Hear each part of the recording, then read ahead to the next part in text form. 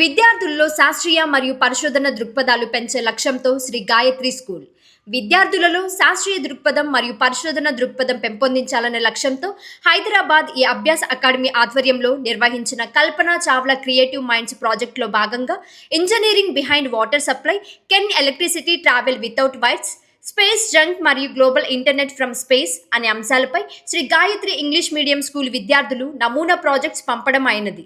ఈ ప్రాజెక్టులో విద్యార్థులు వర్ధన్, కృతిక, తరుణ్, నాగమనస్వి, పూజిత, కేశవదర్శిని, ఈప్సితశ్రీ, తేజస్వి, వైష్ణవి, తన్వి, హుమేరా, జగదీశ్వరి వారి రీసెర్చ్ పేపర్స్ని ప్రజెంట్ చేయడమైంది. విజేతలకు హైదరాబాదులో బహుమతి ప్రదానోత్సవం జరుగుతుంది.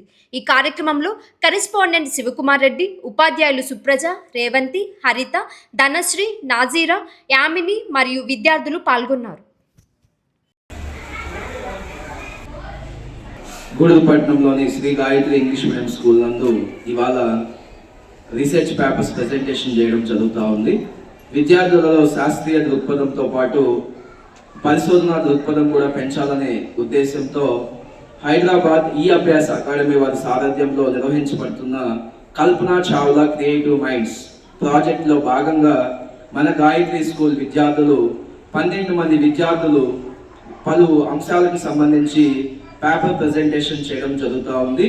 సో ఆ రీసెర్చెస్లో ముఖ్యమైనటువంటి అంశాలు ఏంటంటే engineering behind the water supply అనే ఒక అంశము, అలాగే can electricity travel without wires అనే ఒక అంశము, అలాగే స్పేస్ జంక్ అనే ఒక అంశము, అలాగే గ్లోబల్ ఇంటర్నెట్ ఫ్రమ్ స్పేస్ అనే అంశాలపైన మా శ్రీ గాయత్రి స్కూల్ విద్యార్థులు 12 మంది వాళ్ళ పరిశోధన పత్రాలను ఇవాళ ప్రజెంట్ చేయడం జరుగుతూ ఉంది.